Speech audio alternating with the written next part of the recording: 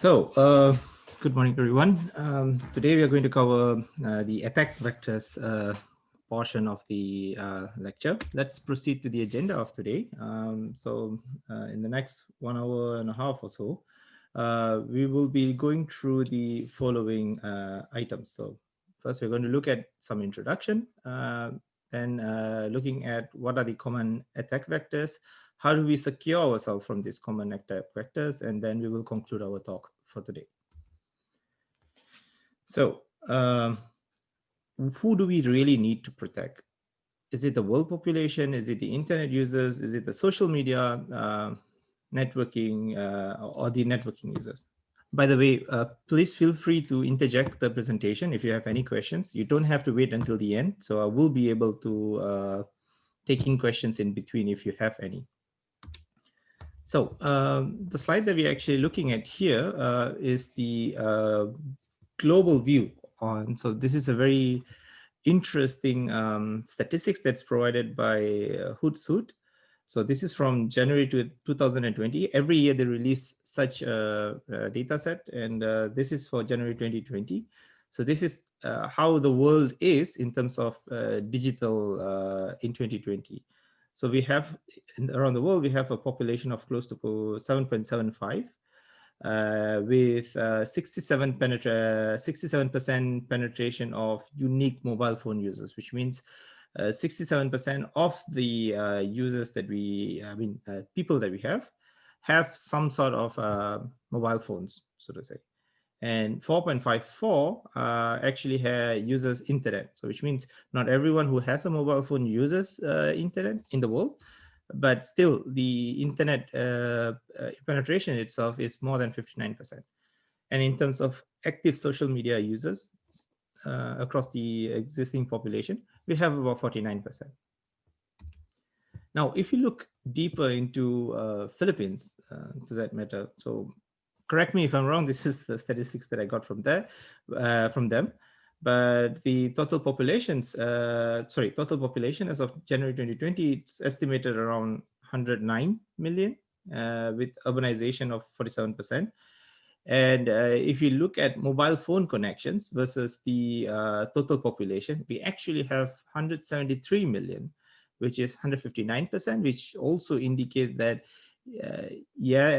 so if you speak to two different person out there in this room or outside in Philippines, some of them will have at least one or more mobile connections, which means they could either use two SIM cards on a single phone, or they might have one phone, one tablet with 3G, 4G SIM, and so on, right? And next, internet users, we have 73 million, which is a penetration of 67%. And finally, we have active social media users, that's also about 73 million. So this is how the statistics is showing about the Philippines. Now, if we look deeper on the device ownership, so the reason I'm sharing all this is because for us to know how common is internet to the users nowadays, and how things are going to get even, I don't know, worse, or things are going to get even more sophisticated in the near future. This is the purpose that I'm actually sharing these statistics. So we have about 94% of all internet users that have at least some kind of a mobile phone, where 93% is actually smartphone and 14% is a non-smartphone. So the Nokia type with no internet capabilities, or with limited internet capabilities, but not the smartphone type. And then you have 67% that uses laptop or desktop, 40% with tablets, and so on. So the rest are probably pretty much low, but the top layer here, this is what's important for us. Right? So we can know that almost 67% of users actually access internet using their notebooks or desktop computer, but 94% of them actually uses mobile phone to actually access the internet all the time. So obviously there is some intersection between the mobile phone users as well as the laptop users, but it's fair enough to say that there's a lot in terms of the percentage of users that are using internet with their personal device. Then if you look at the overview of the internet usage itself, again, in the context of Philippines, we have about 73 million number of internet users on any kind of device.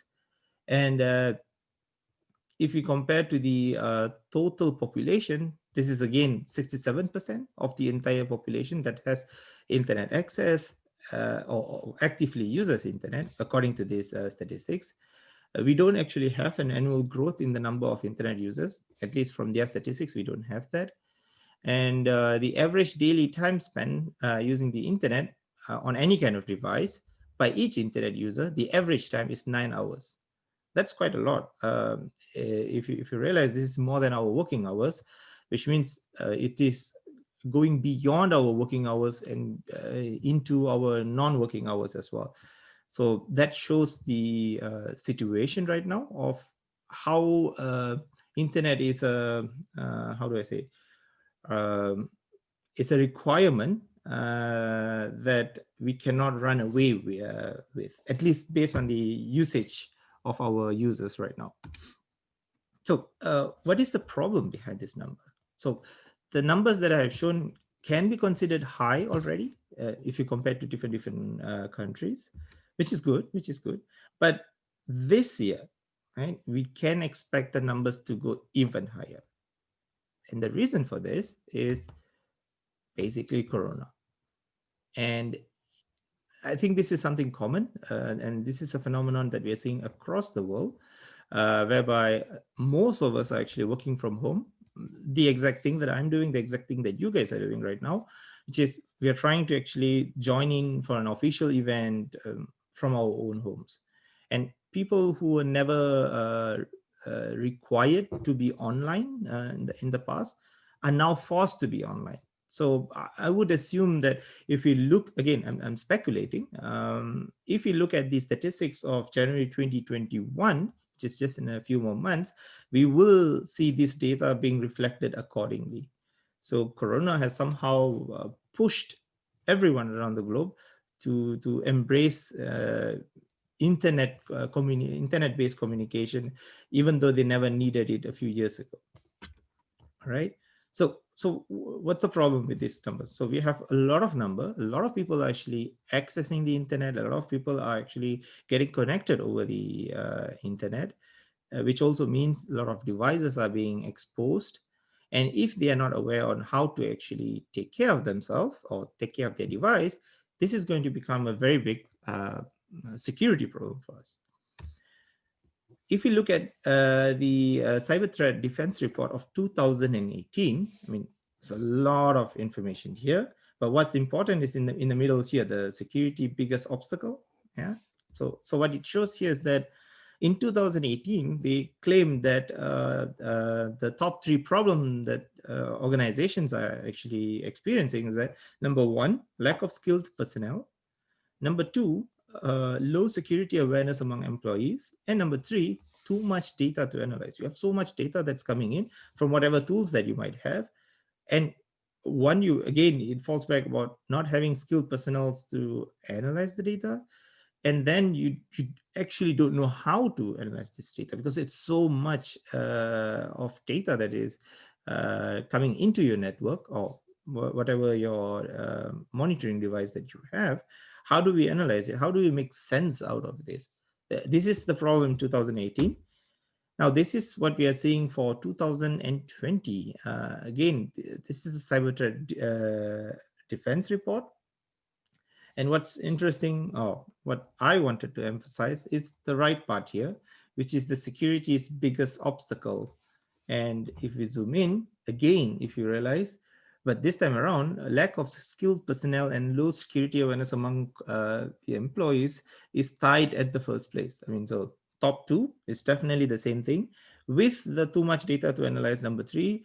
But number 4 is a new entry, which is called poor or insufficient automation of threat detection.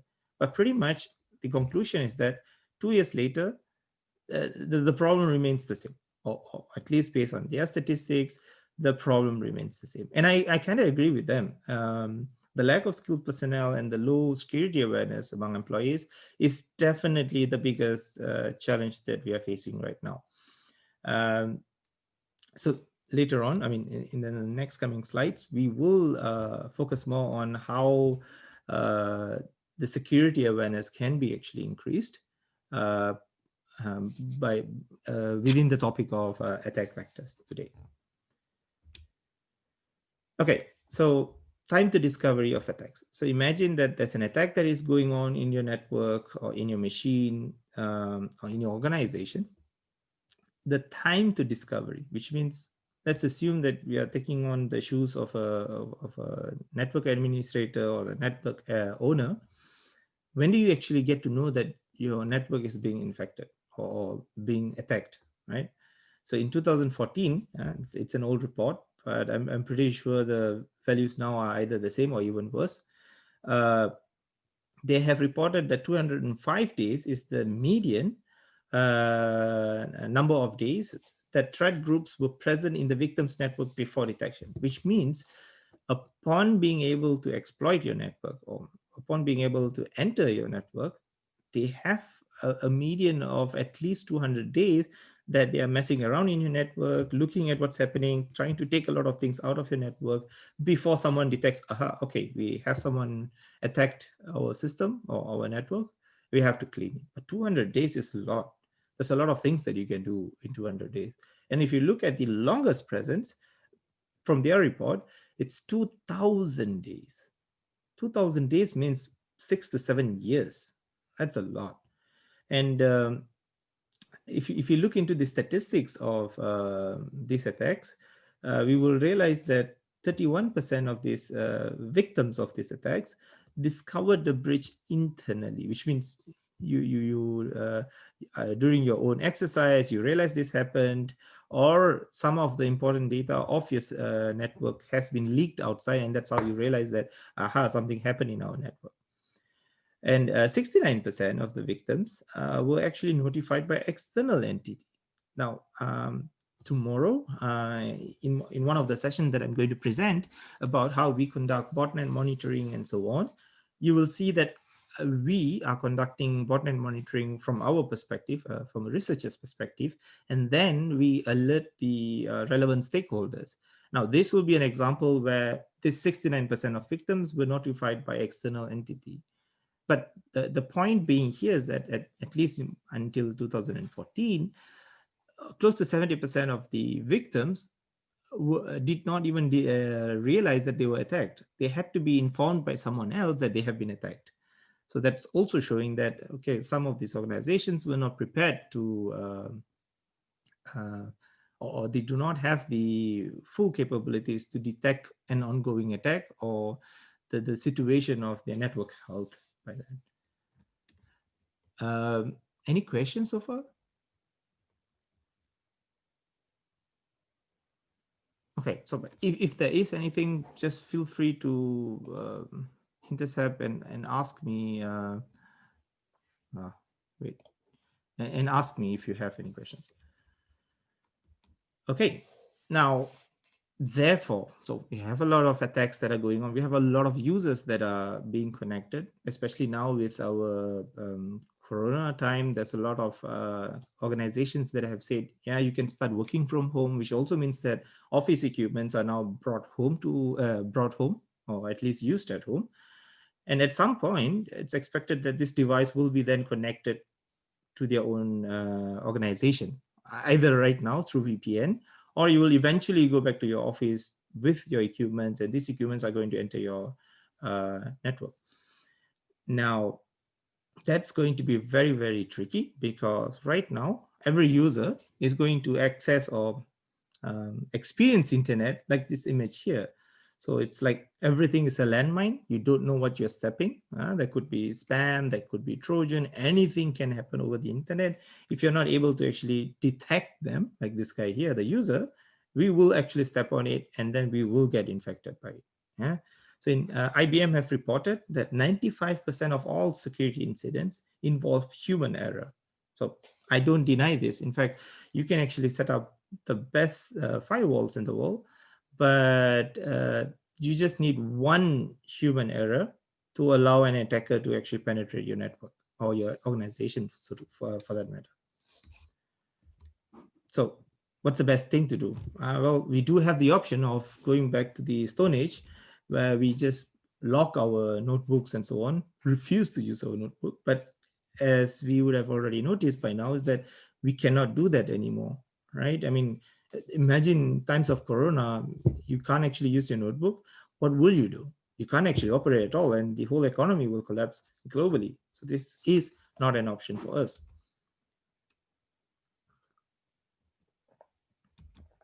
So there are important ways where you can protect yourself and your organization.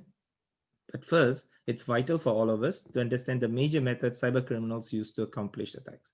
This is what I hope I'm able to actually deliver on today's session. So we will look into how certain malware propagate, how do victims get infected, and what are the common types of malware. If I'm not able to cover what are the common types of malware today, we will definitely do it tomorrow, so don't worry. So the definition of attack vectors that is provided by ENISA, it's a security organization in Europe. So their definition of an attack vector is, it is a path or means by which a threat agent gains access to a computer or network server, abuses weaknesses or vulnerability on assets to achieve a specific outcome.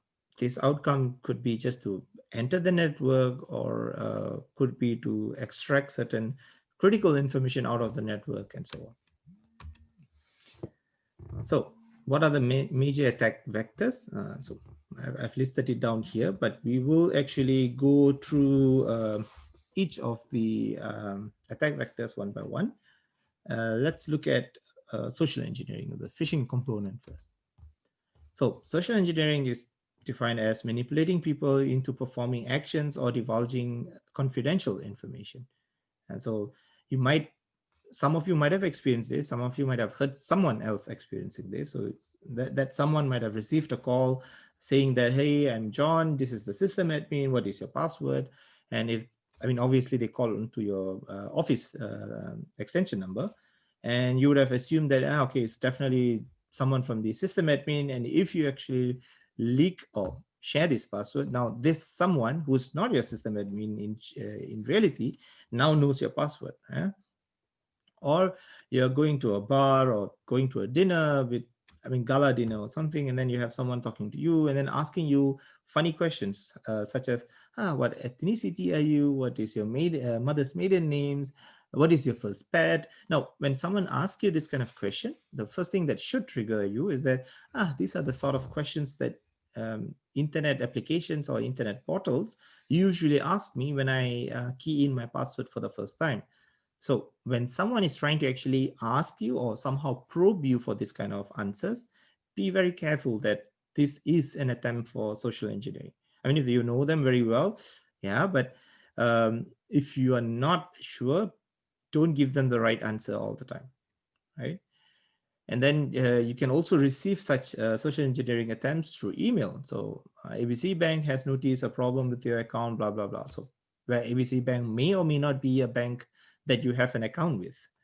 And finally, there could be people who actually come physically, right? They will just drop in. They say, I've come to repair your machine and I have some software patches. If you innocently believe that this is definitely sent my organization or the security organization is sending a service guy, he will just install a few viruses and then he's already into your system. So a lot of, now these are not theoretical things. These are things that have happened in the past. So these are types of social engineering techniques, strategies that can be used. So be very careful about this. So social engineering is more of manipulation of people rather than technology to breach the security. So how this is done, as I mentioned, they will gather extensive information and use the collected information to exploit the people. And as a result, as I mentioned, even if you have the best security system, this system can be circumvented partially or completely by the act of social engineering. because the person behind it, or person behind the firewall or the great security system that's in place, gives away either the access code or the information that is installed to protect. Now let's look at what is phishing. So phishing or password phishing is an attempt to steal your identity or sensitive information for financial gain. So this could be usernames, password details, or credit card details. And there are many ways to do this. Most commonly, they use a fake email disguised as one sent from a trustworthy entity to entice you to click on a malicious link or file. And the most common ones come dressed as though they originate from a financial institution, such as a bank. Now, in the next slide, it's an example of a bank. It's very common in Malaysia. I'm pretty sure also in other countries. But take note that this is not an attempt to actually say that this bank is bad. This is just an example that I received. This is something I personally received. So this is a short case study, probably 2 slides at most. So this is an email I received. This is from UOB, which is United Overseas Bank. I received an email saying that an incoming payment to your account could not be processed. Oh, so there's money that's coming in that I couldn't process.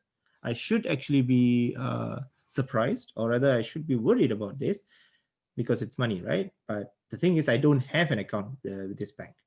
So I decided to play along with this email because I know that this is a social engineering attempt. And then they said, yeah, okay, kindly follow the link below to restore your access and receive this payment and blah, blah, blah, blah, blah. So when you click that, when you click that, you're supposed to actually go to this website. And this is the original login portal of UOB, but instead I reached here. Now, there's really nothing big of a difference between this one and this one.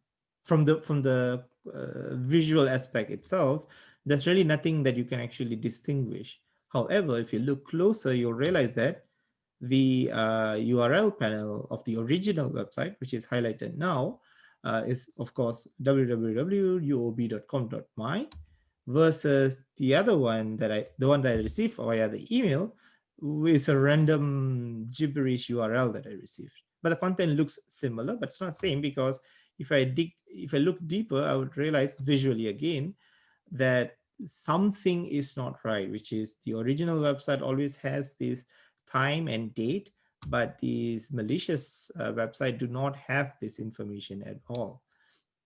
Now, this is an attempt to actually get my password and then do other things with it. So I decided to play around.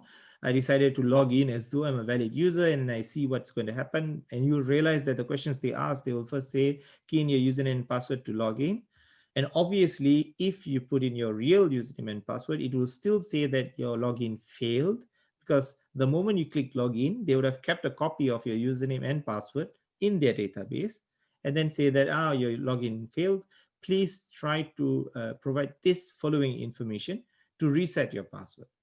Now, when you give this kind of information, eventually the attacker will have enough information to then reset your password by themselves and then log into your system and then do whatever that is necessary. For example, execute transactions and so on. Now, this is why it's important to have this 2FA or two-factor authentication. We can also call it this TAN, transaction approval number or something, TAC, I think. Yeah, the transaction approval code that they will be sending to your mobile phone. So if you have two different devices, or even if they get your password, they cannot proceed unless they actually have your mobile phone as well. So in order for a successful attack, they have to actually be able to infect both devices, or social engineer you, as well as make sure that they have something installed on your mobile phone. This is not theoretical. This has happened. A botnet called Game Over Zeus did exactly this. Right? It's a banking Trojan. So it infects your mobile device. Again, it social engineers you to install these so-called online banking app on your mobile phone. And end of the day, what happens is that whatever tag that comes into your phone, when it's being originated by the attacker, will be deleted immediately because the attacker has a copy of it, and the transaction will go on. So you will never know what happened at all. So that's a very dangerous kind of banking Trojan. All right, so moving forward. Okay. So moving forward, I also received a lot of different kinds of email. For example, claiming to be from PayPal. Now, these are some tips on how to spot phishing attempts. First, never trust the display name. For example, here, even though it says PayPal, if you realize it's not an official PayPal email address that I received, well, the best thing is look at the username of the email account. It's GGWP. So very good game indeed. And look into the salutations. Usually phishing attempts will be very generic. They will have one template that they send to everyone, and everyone gets to I mean, you just need to know that when a bank or an organization is trying to talk to you, they will not use something that is so generic. They'll usually have hello Dr. Shankar or hello blah blah blah. They will personalize the email to you. So if it is very general, which means that they don't actually know your name at all. So be very careful the moment that you receive an email that's having a generic salutation. And always remember, look and read, but do not click. Always look or always check the URL if it's a real destination. For example, here, the resolve now button. Obviously, there's a link there, but don't click it. Just put your mouse on it, hover it, and see what's the outcome of the link. So where is it linked? And if possible, try to type it out yourself. So if I hover it on that email that I received, I saw that it's a shortened URL, t.co/ blah, blah, blah, blah, blah. Now, a bank would not use this normally. So if it's a Twitter, yes, maybe. But this is not Twitter. This is PayPal. PayPal would not use such a URL shortener to begin with, right? So this is a non-official link. So these are all flags that indicate something is wrong with this email. And you should also check for typographical errors. In a lot of cases, it works. For example, here, imagine that PayPal is it's a big organization, and they didn't even bother to actually capitalize Google Chrome, for example. And these are small things that should actually keep you curious about the purpose of this email immediately. And of course, this is a common strategy, which is to emphasize an urgency of the subject. For example, important, you just blah, blah, blah, blah, blah. In the previous email, if you realize a transaction has actually failed. So these are things that will actually trigger panic and concerns, right? So when this kind of things happens, it's usually the modus operandi of phishing attempts. And finally, if it is too good to be true, it's usually isn't. So if someone tells you that my father has passed away, I need to actually transfer the wealth of my father, and I need someone in a different country to be a partner, blah blah blah. Nah, that's not the case. So just don't fall for it. Any questions so far?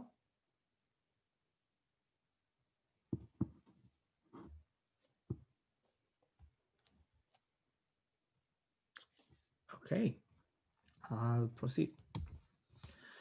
Now, I also mentioned that we have URL shorteners. How do we deal them?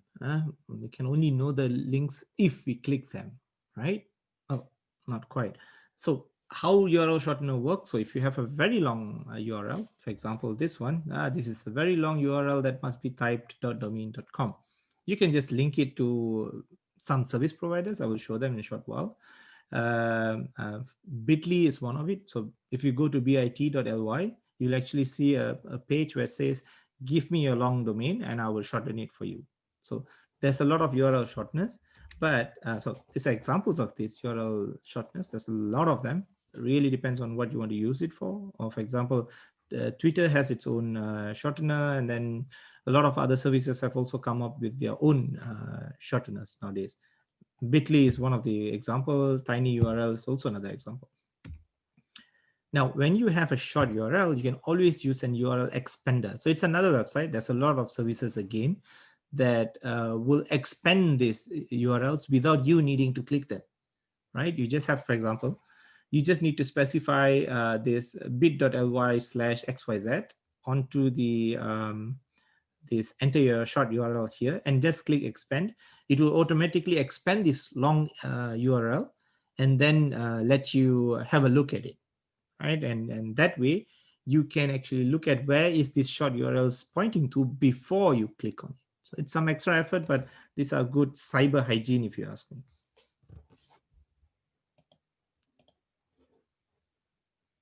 Okay, sorry, I just realized that there are some questions on the chat. Okay, Glenn have asked, there were some sites that gives an option on registering on Facebook or Google. Is this safe?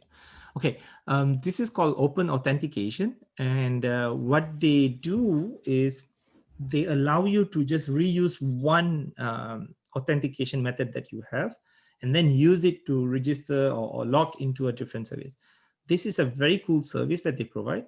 It is safe because you don't have to keep different passwords on different URLs. You just need to know your, let's say, your Google account or your Facebook account.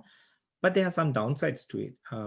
One, you must make sure that your whatever Google or Facebook account that you're using for logging in is protected. When I say protected, you have this two-factor authentication enabled, which means if someone accesses it from a different part of the world, or if you access it from a different part of the world, Google will automatically send you a notification on your mobile stating that this happened, and will probably ask you to verify on your mobile phone that it was you who actually accessed it.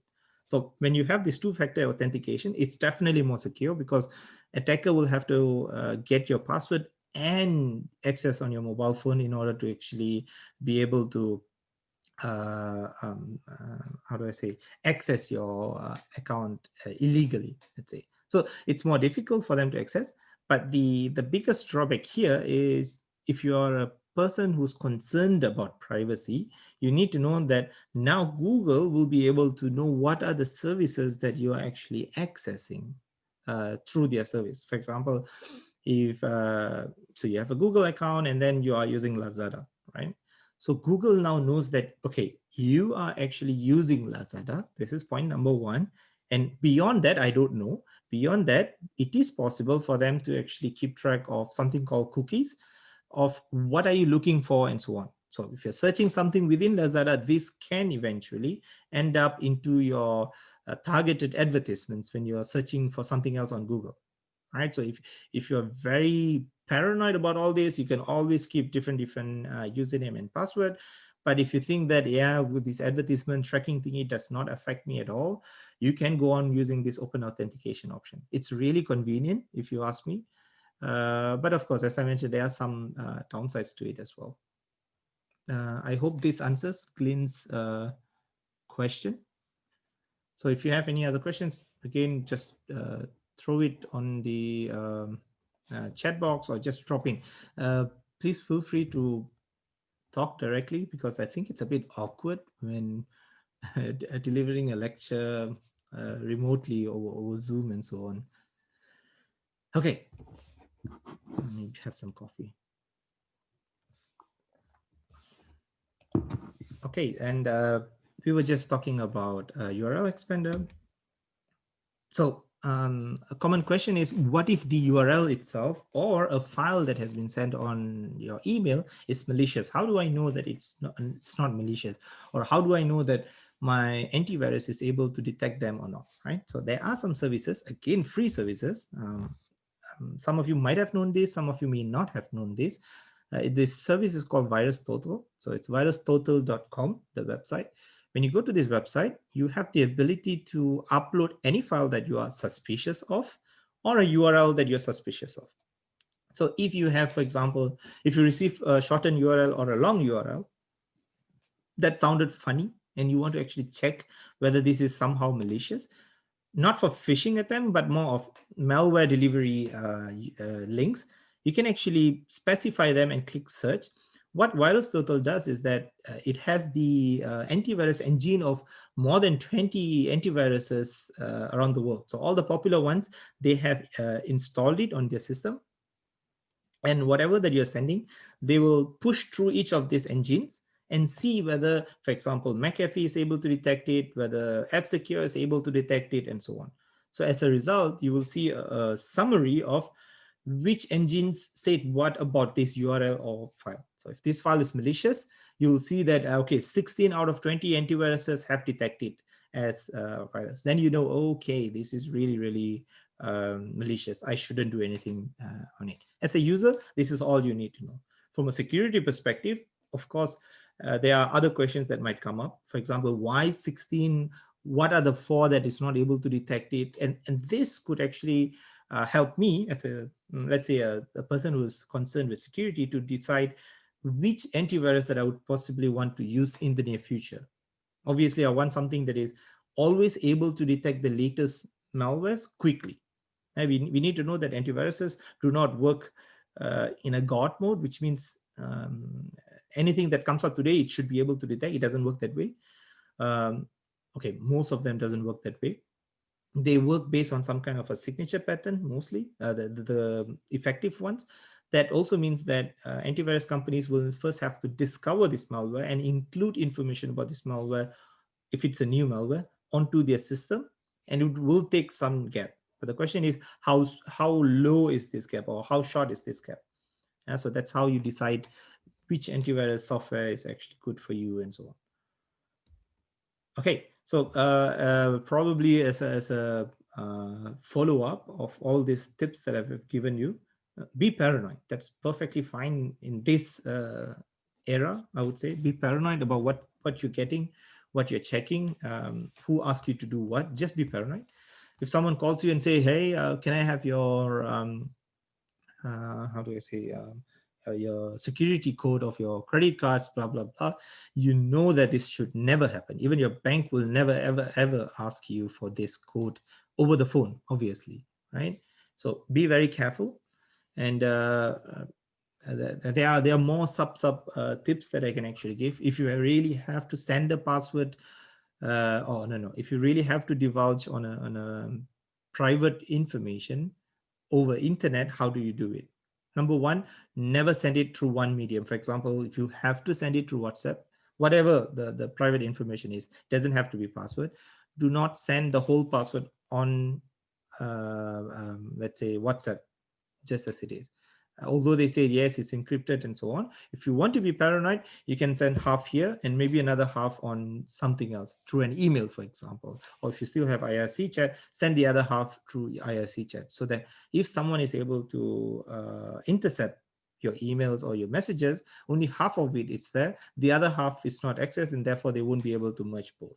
But your intended recipient will be able to merge both together. That's what I would do if I need to send something that's critical.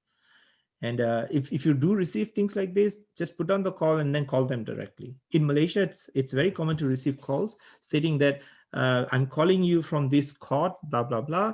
There is a case that is pending and we will transfer you to the nearest police station for follow-up. You just have to wait, and the call will somehow will ring, and someone will pick up and claim that he's an inspector, and then he will say that, okay, we see this case. Somehow this is money laundering related case. This will result into your bank account to be frozen. Therefore, we would kindly ask you to transfer all your cash into this account temporarily so that we don't freeze your account. I mean, those who are actually aware of all these social engineering skills will know that, yeah, this is BS basically. But if you do not know, and there are a lot of cases that we have seen also in Malaysia, where people actually fall prey to these kind of tricks because they are worried when law enforcement, so-called law enforcement, is calling you. Obviously, you'll be actually worried. Oh my God, did I make something mistake? I didn't do that, and things like that. But this is human nature, and this is exactly what social engineering is trying to exploit. Okay, so much on attack vectors, on phishing and social engineering. Now let's look at remote access. So remote access is basically through open ports or exploitation of web codes hackers are able to gain unauthorized access to a server. Or for example, via SQL injection attack or malware download, they are able to actually access your machine. I mean, a good example here is TeamViewer, right? So you have TeamViewer running, so anyone who has this so-called password will be able to access your machine and do whatever they want with your machine. Obviously, you don't give this to everyone, but this is the concept of remote access that's being exploited by malware.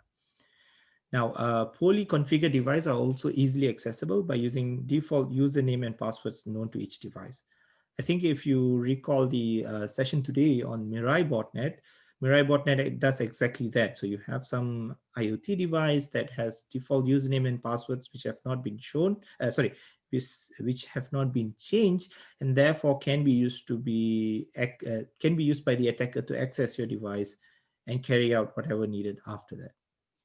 And to identify this kind of device with with default username and password is very easy. In fact, there's also a service called shodan.io that does this already. So you can have the free account, you have the researcher's account, you can even pay for this service to identify, for example, for this model router, what are the nodes around the world that still uses the default username password. Or you can actually use Shodan to actually tell you which are the IPs where this particular model of router is actually operating on. And after that, you can try to test your default username and password. So this is very easy, but when you look at the attack itself, it looks complicated. Yeah, the amount of people getting affected by these attacks is a lot. So this is something that we, hopefully as participants of this workshop, is able to take note and improve in the near future. Next is the insider attack. So this is mainly about how criminals are aided by the conscious assistance of an organization's employee or employees. So in some cases, weak security of an employee's device is leveraged to launch further attacks from within the network. So remember in the very beginning of this lecture today, I mentioned about now it's Corona, everyone brought back their office equipments, or everyone is using their equipments at home. We have kids at home, we have a lot of people at home. Some people might say, I need to do my video call, I don't have a notebook, can I borrow yours? Or we kind, some people might actually say, okay, you can use my laptop. And kids sometimes accidentally click on stuff or install random games, and that might actually have some malware attached to it, which would then infect your machine. And when you go into your organization, or when you VPN into your organization, now this malware have access into your network immediately, right? So it's not to say that the employee was, how do I say, responsible solely for that. The employee may not even know that this is happening. But again, this is part of the insider attacks that you have to take into consideration.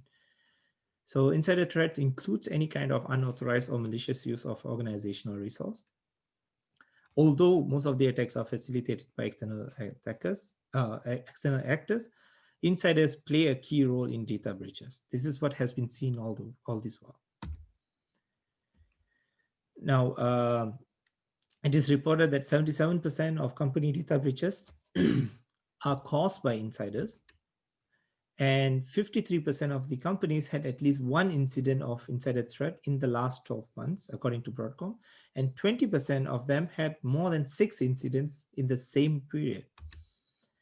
Now, if you look at the vulnerable data types due to insider threats, the highest or the most valuable thing is the confidential business information, financial information, customer employee data, privilege account information.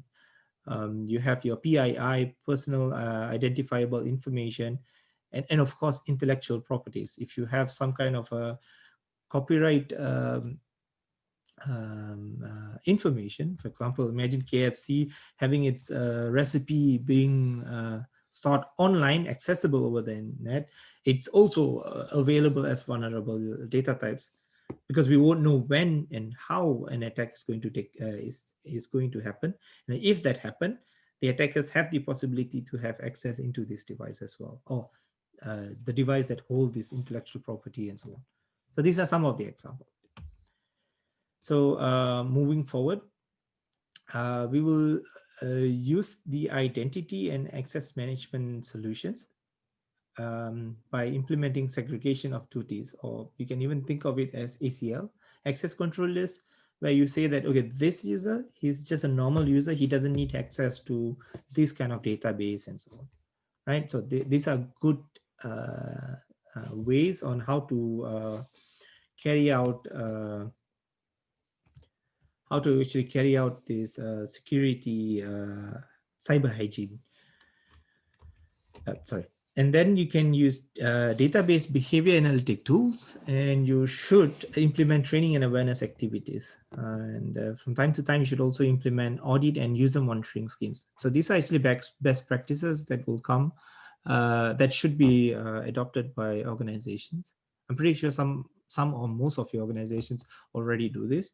But if they are not doing this, and if you are part of the security team, you can actually look into this. There are a lot of ways on how you can do this. For example, there's this there are tools that allow you to perform phishing campaign to your own employees, right? So you can so within your organization, you can send phishing campaigns. So which means you will send emails that looks like it's from your organization or outside of your organization, and see how much of your users are actually clicking on it. And based on that, you will have a statistics of how bad is the situation within your organization and what are the steps you should do to prevent or improve the situation. Yeah, so there are a lot of solutions out there. If you're interested, drop me an email. We can discuss further about this. I can share more about this if you are curious about the trainings and so on. Next on, brute force attacks. So basically, brute force means that you try to systematically check all possible passwords or keys until the correct password is discovered. Now, this example here is showing the cracking of the password to access the Samba share. So what's happening is that you have this IP. This IP is 192.168.12.240. And for the administrator username or this particular Windows host, jefflab-app01, we are trying the different passwords. So first we are trying with the username administrator password winter 2017. And the next one is administrator and double colon password and so on. So these things, the passwords that you're seeing are actually available online as password dictionaries or password, they call it rainbow tables and so on, which means you already have these common passwords that someone would normally use compiled as a file, and the attackers will just have to run through and see if this works. If it works, it works. So if you look at the last point here, when the administrator used the username administrator with this particular password, you will see in yellow it's written pond, which means this is the exact username and password that is used on this particular Samba server. So now an attacker have access into this server or this share, and they can do whatever they want based on what's available. So a brute force is simply trying out what you have, and this is a common attack strategy, and that's why most of our online banking system has this system in place that prevents you to accidentally key in the wrong password more than 3 times. When that happens, they automatically lock your system. And this is the reason behind it. If they do not have this kind of threshold to block such behavior, so an attacker could freely try everything. So they have scripts to do it. They're not doing this manually. So they have scripts to try it, and immediately they can brute force every one of the accounts that an organization or a bank could actually have. Now, the success of these attacks are based on the strength of the password. So if you have simple passwords, so if you realize that the password was something in a permutation of the word password itself, they use lead speak by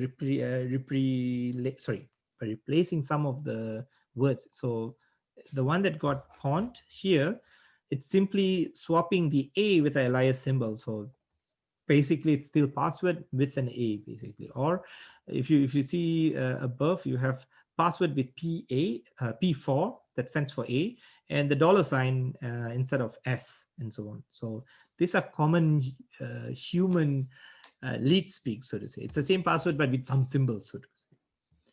But later on, well, again, I have to mention that these slides were slides that so the slides that I'm presenting now is actually the slides that was done by the folks at University of Hamburg, and I'm presenting them on behalf of them, or on behalf of the European partners. I don't actually agree with these complex passwords. I will explain to you later, because we recently had a research completed, and not only we also have seen people reporting that more complex password doesn't mean that it's safer. And just summarize that, the longer password that you have, the safer it is. You don't have to have it complex. That's the point to take note. Okay, before I proceed, is there any question? Sounded like someone wanted to ask some question.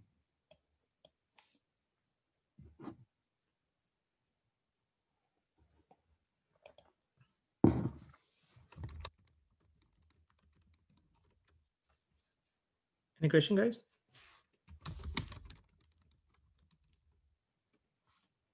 Okay. If no, then we will proceed. Okay, then ransomware. Now, ransomware is something that is very, very common. And oh, wait.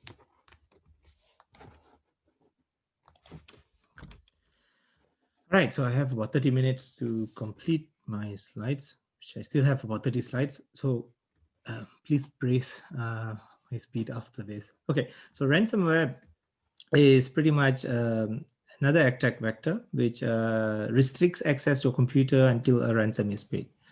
So if this ransomware malware actually accesses your computer, it will encrypt all your important files, all the Word documents, all the important photos and stuff like that, and then uploads this key on a web server. And then this system will actually tells you to access this web server to pay this ransom. Now, if you pay this ransom, they will give you the key, and you can use the key to unlock these files. But if you don't pay the key, pay the ransom, the key will be deleted and you will never be able to get your ransom. There are a lot of cases. I know real cases that have also happened in Malaysia and also have happened in the neighboring countries, where big organizations had to pay in millions in order to get access to these ransomware encryption keys. And recently there was also a case where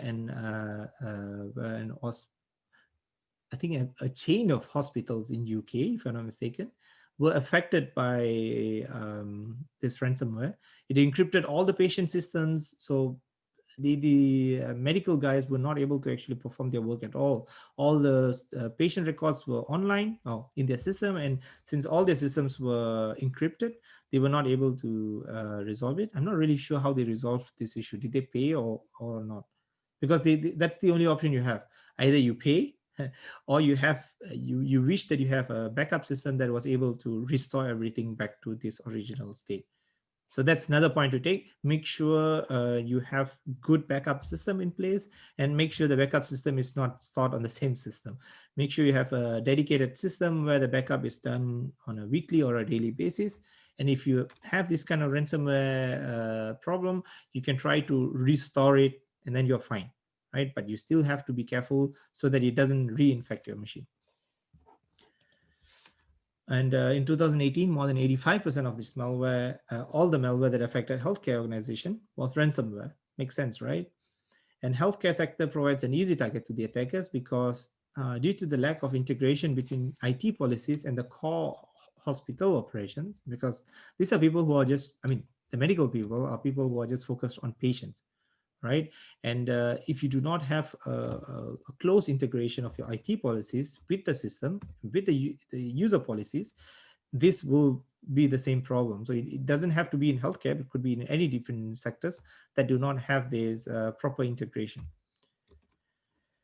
So how to overcome this? You should have network segmentation, you should have data encryptions, access control, and policy enforcement to ensure that if something happens, only a little, only a small portion will be affected, not critical for the operation of the organization. And we should have someone who's or a team that is able to monitor the access and status of the public infrastructure that's being used. And I have to emphasize that you have to invest on user awareness, especially in the promotion of secure browsing behavior. The things that I just mentioned earlier, what to click, how to click, what to do when, and so on. And some other attack vectors that is common is called denial of service. So imagine that an attacker controls a set of machines, could be webcams, could be PCs, could be IoT device. He can then instruct all this device to generate a huge amount of traffic redirected at item number 4, could be your organization's web server, or could be an online banking server. Now, when that happens, the bottom left and bottom right, the guys who are trying to access, which means a normal customer, a normal user that is trying to access this website, may not be able to access it because the server number 4 is actually overwhelmed by the amount of traffic that has been reached. So basically, the motivation of a DDoS attack is to disrupt normal traffic by exhausting the victim's resources. That's very, very shortly describing what is DDoS attack. And there are several variations depending on the techniques that are being used. But in general, this is the meaning of a DDoS attack. And an increase of 16% the total DDoS attacks in summer 2018 was reported compared to the same season in 2017. And for DDoS attacks, ISP and cloud providers, if you are a network administrator, you also play a significant role rather than the end users in terms of denial of service attacks or DDoS attacks. It's crucial to identify the critical device in your network by looking into the process and design, and implement and test a service failure response and recovery plan. If a device is being attacked, how do you gracefully recover from the situation? So this is something that you have to think about from your perspective. And just to add another note here, I think the largest attack that we have seen was last year with 1.3 terabits per second traffic that is generated towards either GitHub or it's a security guy's blog called Krebs on Security. Very interesting. He's a cyber criminal investigative journalist. He reports about these bad guys, and these bad guys decided to DDoS his website. And I think that was the largest reported till date, 1.3 terabits per second. Almost all organizations will actually suffer immediately if you have an attack of that scale launched on you. Okay, and then you also have the attack vectors where the access is done through intermediaries. So for this, you don't actually need physical access to the target machines. You can just use things like USB device, right? And it leverages on auto-run feature on removable device. So the moment that you plug it in, it actually infects your machine if it is vulnerable to it. So if some of you remember Stuxnet, this is a good example of this. Stuxnet is a malware that targeted nuclear enrichment power plants in Iran. And the interesting story about Stuxnet is that this nuclear enrichment plant is not connected over the internet at all. So the question is, how can an isolated network be infected with a malware? And obviously, it was through USB drives that it got infected. So Stuxnet is a malicious computer worm, first discovered in 2010. And then there were reports that says that they have been in development since at least 2005. So imagine a malware that has been developed for 5 years. Now, this particular malware is claimed to be a state-sponsored attack jointly built by American and Israeli cyber weapon, claimed. So this is how the news was released. So apparently they wanted to slow down Iran's participation in the nuclear program, because they're not supposed to do that according to the Western countries. And this is the attempt to actually make it to sabotage the plant, right? So they typically introduce this through the target environment via an infected USB flash drive. So what they did is that uh, the engineer who's working in that power plant, or one of the power plant, attended a conference that had free pen drives that were given out. So these guys actually knew attendees of this conference would be someone who would most likely work in only such environment, and the malware was somehow introduced through this pen drive, and the moment that the user uses it, it got infected, and from that point it infected all other machines in the network. I mean, if you're interested, you can read more about Stuxnet. So never, never, never share your removable device. Sometimes it's common, yeah, I need to copy something, can you borrow me your pen drive or your USB drive? This is a bad thing. I mean, if you want to do that, always have a throwaway device, never use it on your own device. So whatever that you will possibly plug into your device, do not share to other people. And remember to only use it on trusted computers. And always it's good if you can scan or the untrusted device, or if you don't want to, if you just want to use it, you can just format it using another device. So make it clean and then use it on your own device. So what can we do then about this? But before that, have anyone watched the series Mr. Robot in this group?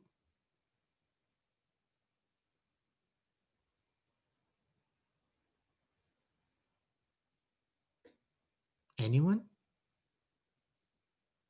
I mean, you can just type on the chat if anyone have watched it.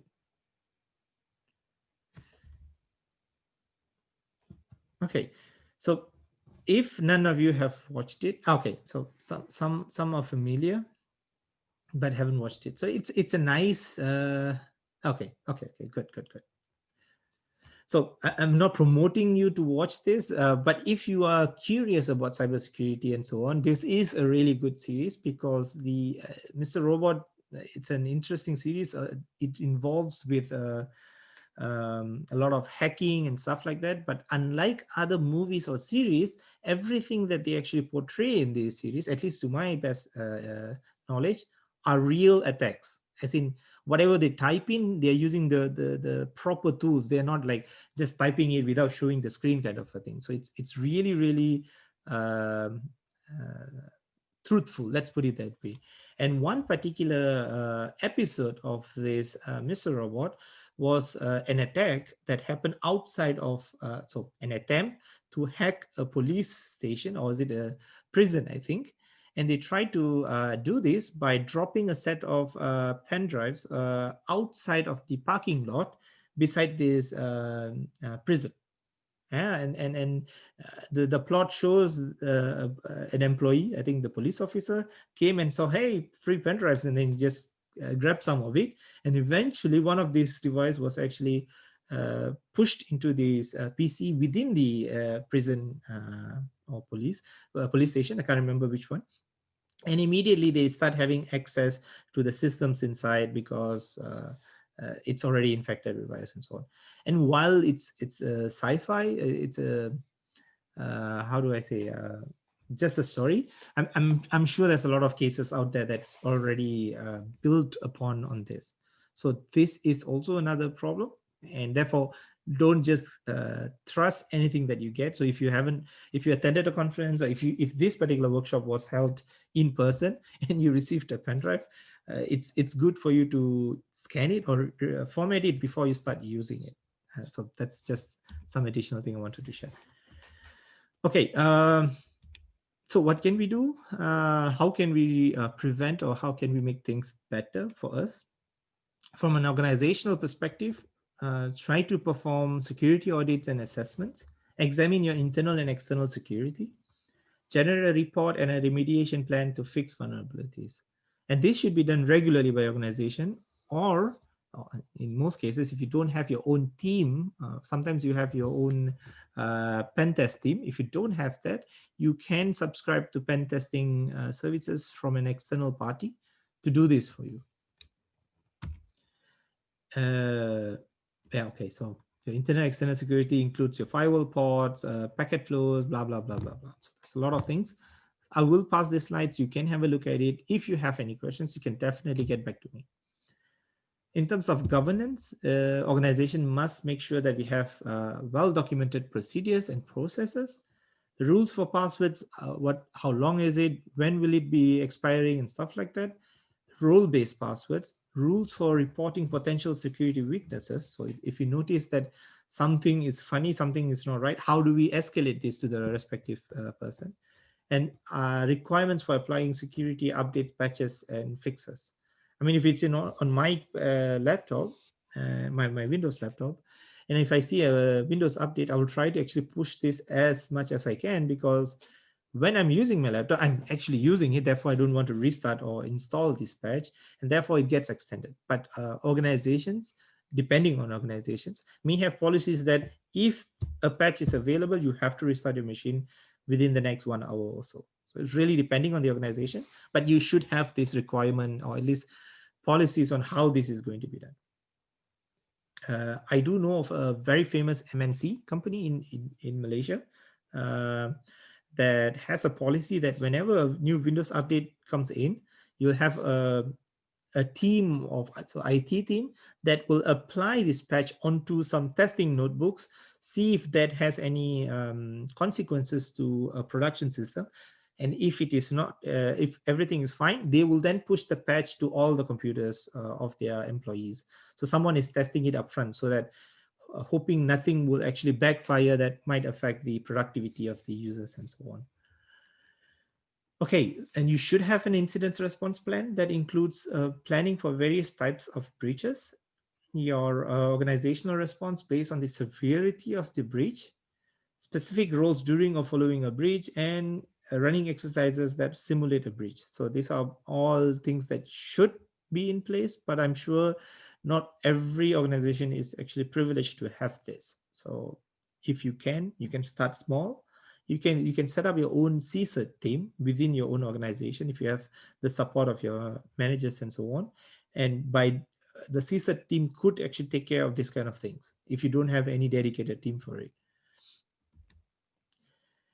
And also remember that if you're using Wi-Fi, most of our devices are connected wirelessly. How much can we trust them, and how can we trust them is the question. So there are a lot of attacks that are possible over the internet or over wireless connectivity. So the first one is eavesdropping. Basically, if I have the proper network adapter, wireless network adapter, I can eavesdrop to see who is actually trying to connect to which network. Yeah, there are beacons that are being transferred wirelessly. So if you have the proper tools, you will be able to tap and see who's trying to talk to whom, except the encrypted part. And there are quite a number of metadata that you can actually get just by passively listening to what's happening around you. One important attack that you should know is the evil twin attack, where fraudulent Wi-Fi access points that appear to be legitimate but is set up to eavesdrop on wireless communication can be in place. So imagine that your laptop have once connected to a particular coffee shop, let's say. You've been to this coffee shop, you have you have connected to the Wi-Fi of that coffee shop in order to access the internet. Now, if I know this coffee shop is popular, I can set up another access point with the same SSID or the same name of this coffee shop. And if I turn it on anytime, your computer would automatically try to actually connect to me if this if this coffee shop network access point is having lower strength or it's not reachable. Because your computer will think that I'm in the coffee shop, I can connect to the access point because I knew this access point in the past. But what will happen is that me, the attacker, I will perform the man-in-the-middle attack by intercepting the communication through an unsecure network. So your machine is thinking that it's connected to this coffee shop, connected to the internet through this coffee shop, but in reality, it's connected to my device. And I am forwarding everything that you are sending to the internet somehow. But in the process, I'm able to see what's happening. I'm able to see what are you sending. I'm able to see what is the reply that's coming in. So this is called man-in-the-middle attack using evil twin attack. And basically, this is the same thing, but with more explanation. So the victim will connect to to a rogue AP, my AP, and I will perform the man-in-the-middle attack by forwarding the packets and so on to the legitimate AP. So the legitimate AP will stop communicating to you, and I will forward everything to the internet and be able to tap onto your communication. So man-in-the-middle attack, basically. So if you have any device, I say any, I'm not talking about wireless anymore, but I'm talking about any device, any IoT device, always change your router's default username and password. Use larger, longer, and complex passwords. If you are aware, please use MAC filtering wherever possible. It's like whitelisting. Only the device that you have authorized can use the network. So even if someone knows your Wi-Fi access passwords, they would not be able to connect onto your access point unless their device has this identifier. It's like an identification card of the hardware itself. You only allow this device. This way, even if your password is known to other people, they won't be able to access your network unless they know the physical address of your device, which is still possible, but it's definitely harder for the attackers to actually figure out. And use well encrypted Wi-Fi. So there are some encryption protocols that are known to be very, very, very poor. So you shouldn't use that. Use the latest encryptions for the access points. And always prefer or always rely on end-to-end encrypted communication, which means not HTTP, but HTTPS, right? So whenever you're talking to a certain website, make sure that you use HTTPS as much as possible, because if you're using HTTP, anyone in your network could actually look at what's happening in your, what's happening between you and your end device. And it's no longer about privilege. Back then, it's more about my organization has a VPN, therefore I can use it. I don't have a VPN, I can't use it, kind of a thing. But nowadays, I think everyone should use a VPN. You can either opt in for a VPN service from a third-party provider. There's a lot of providers. It's not expensive. You can get them. Or you could look into your wireless router that your ISP have provided. Usually, they also have the ability to set up a VPN so that even though you are outside, and remember the coffee shop example, you will have the ability to dial into your home, right, before the traffic is going to be sent out. Which means even if someone is trying to intercept by performing man-in-the-middle attack, they won't be able to see anything because the traffic is encrypted between your device and your VPN server, which is your home, and the traffic will go out from there. At least you know that your home is actually safe. When you do this, you can avoid any communication or any interaction that you have over the internet from being seen by advertisers, government agencies, or hackers. So having a VPN is good. If you have a company VPN, use it. If you don't have a company VPN, you can set up your own VPN at home. And if all fails, you can definitely subscribe to VPN services that are hosted all around the world. So you can choose the VPN servers. You can have a Philippine server, Malaysia server, even Europe, Asia, and American continent servers. But beware of free VPNs. Remember, every time someone gives you for free anything, beware. Why are they giving it for free is the next question you should ask. Okay. How much time do I have? Okay, I still have 10 more minutes. I think we can do it. You have to secure yourself. Personal identifiable information, or PII, is, so on the left, you see all kind of examples of PII. These are information that can, by themselves or combined with other information, used to identify or to distinguish a person's identity. So for example, knowing my geolocation information, my birth date and birthplace, maybe you can already know who am I. So I'm in Germany, I'm born on this date, and my birthplace is in Malaysia. You probably could derive, this has to be Shankar, kind of a thing, right? So these are individual information which is not harmful when you look at it, but when you merge a few set of information, you can identify someone. And the loss of PII can be embarrassing and cause emotional distress. Imagine that you're performing a drug test and this information, if you're positive, this information, if it's leaked outside, will be bad. Same goes if you have some HIV test, for example. It's not bad. I mean, doing the test is not bad, but I'm sure no one wants to actually tell publicly that I'm HIV positive. But if this information is leaked, or not this information, but if information, let's say a database of some identifiers and their corresponding result is leaked, but if there's also another database that leaked mapping between the user and an identifier, merging both will be able to link that, okay, this user had this HIV result, and hence you will be exposed, and that's embarrassing. And the loss of PII can lead to identity theft, which is costly to the individual and the organization. And remember, this can easily happen to you. You have to be super, super careful when interacting over the internet. It can impact our business practices and result in actions being taken against an employee. So this has to be emphasized to all of your employees.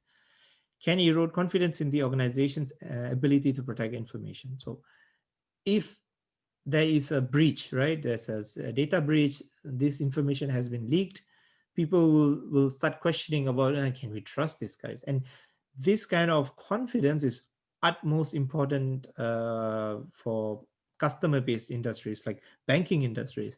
So if the users somehow don't trust on your online banking system, they will start to flock to the your competitor, so to say. All right. So now the question is, how do we protect ourselves?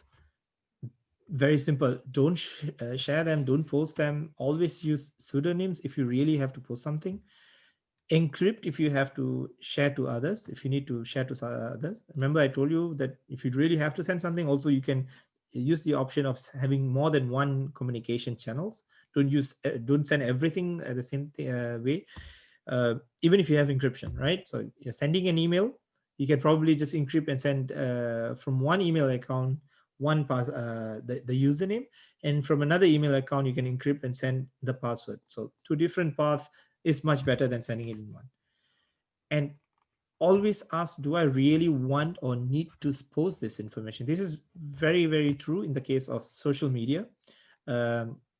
Nowadays we don't quite see or don't care about these so-called privacy. We post a lot of things like, I just went to holiday here, or before I go to a vacation, I'm snapping a photo of my pet and saying that I don't know how she's going to manage in the next 2 weeks when I'm going on a holiday and so on. That tells information that you won't be at home in the next 2 weeks and so on. Do you really want to post this information? This is the question you have to ask. If it is not necessary, don't post it.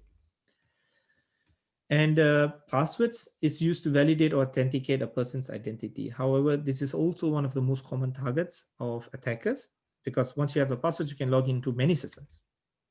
And this can be done by just guessing, or as I told you, you have these dictionaries that you can actually use to map common passwords. So for example, this table here indicates the top 100 password, and the top password is 123456, obviously, right? If you look at number 8, it's QWERTY, and QWERTY is these set of keys. If you look into your keyboard, QWERTY is just one row beside your tab. I mean, if you're using QWERTY keyboard, right? So it's like people who are lazy to remember password, they'll just like, and then you get your password, kind of a thing. So these are actually simple passwords to remember, but there's also passwords that attackers know as common passwords, and they can use it to guess or crack your password. So how to protect yourself? Give or change your password for every product or app. Remember what I told you? Or use these open authentication things that I said. Use lengthy passwords. Use uncommon dictionary words plus characters. I mean, if it's even better if you can actually use your own language into it. For example, you can actually apply. So in my case, my passwords are a combination of multiple languages, but of course using English words. I mean, the Roman script, but I'm using different languages. If you just keep to English, it's very easy to crack. But if you use your mother tongue or whatever language, extra language that you speak, even a dialect, it's better. I mean, in my opinion, I think it's the best way to move forward. Change passwords regularly, but it's more important to use a strong, unique passwords everywhere than to change your password regularly. Because at some point you will like, I've changed so many passwords. How do I reuse the passwords, or how do I make it simpler? Then you will tend to choose something easier to remember. So I will go to that in a short while on how you can actually maintain your passwords. But the don't is never reuse your passwords. So across different products, never reveal or share your passwords to everyone or anyone, and never write down password. Now, if you look at this thing, this is a CBS stream or news on a Super Bowl, showing how the Super Bowl security operation center is looking like. What they didn't realize is that the video also consists of a notepad view that's indicating what is the Wi-Fi access there. So the password, the username, so the Wi-Fi access SSID is Marco, and the password is welcome here. And it's written here. And this comes out on news. Everyone sees this. And there's a lot of bloopers like this for different organizations, mostly news agencies, that passwords are seen pasted on the back of the wall and stuff like that. So attackers are actually looking through this, and they will try this out the next time. Never do this kind of things. So as I mentioned, password should be at least 16 characters. I would highly recommend to use password managers. There's a lot of tools out there. So password manager is just an application you can install on your mobile phone, on your PC, and so on. And you can just write down, okay, for example, here I have muckrack.com, a website, and then I can have the username, and then I can either create my own password or I can generate the password. So the system can generate a password. I can just copy that and then paste it. And every time I want to key in, I can just open this tool, copy so if I right click and copy, I will actually copy the password. I can just paste it there. So I don't even have to remember the password. This tool helps me to remember that. So this is how example of the passwords can be generated. So you can increase the length as much as you want. You can introduce many digits, many symbols. You can have many settings to increase the sophisticatedness of your password, if you mean. So that allows you to generate passwords, to remember them. And you can always use this tool all the time to copy paste your password.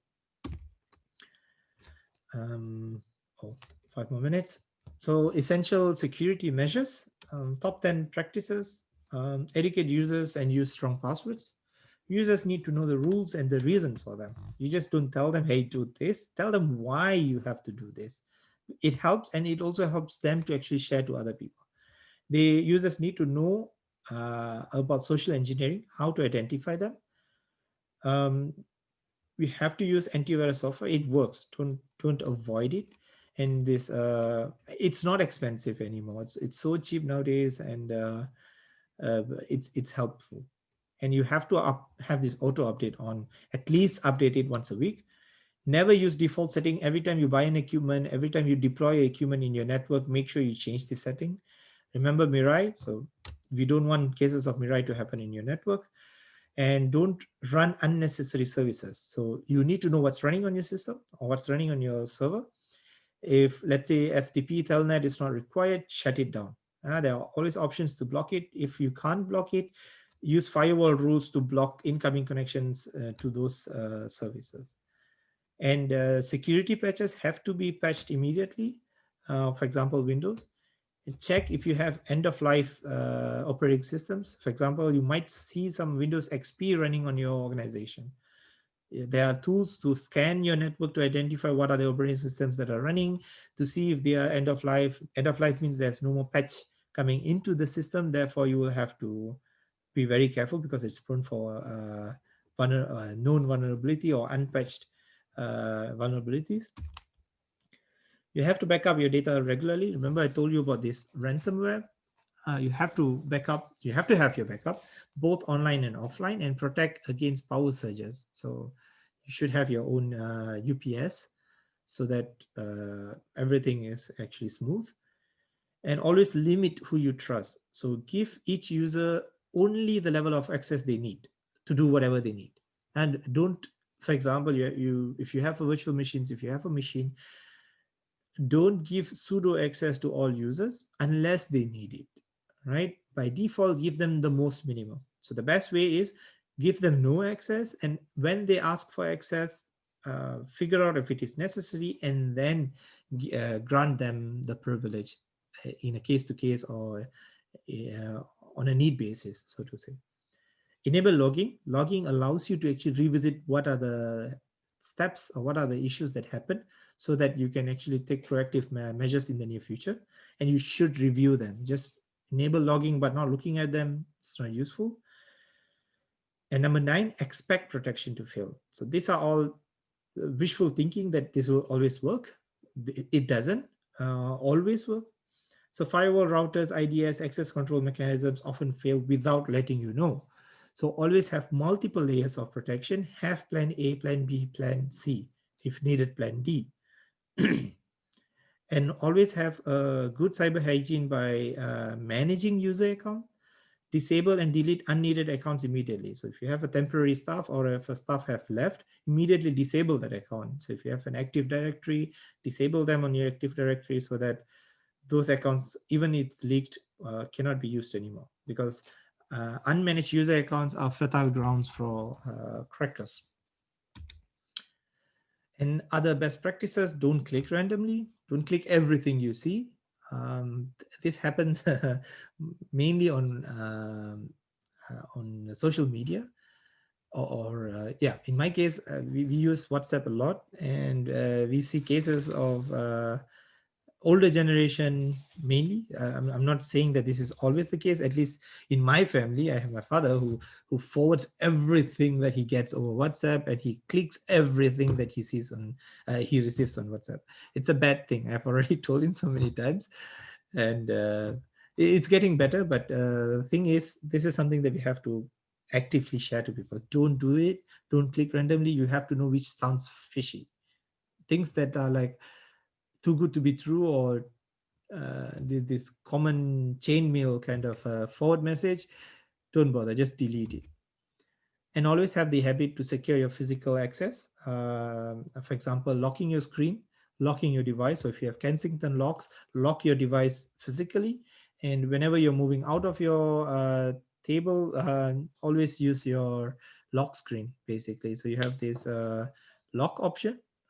Let it be Linux, let it be Windows. You have this ability to use Windows button plus L to lock your screen immediately, so that in the process of you getting your coffee, no one else can actually look at what's happening or install something on your machine, and so on. And so essential security measures. Threats in this digital era would remain growing in number and sophistication. And it's already the case for this year.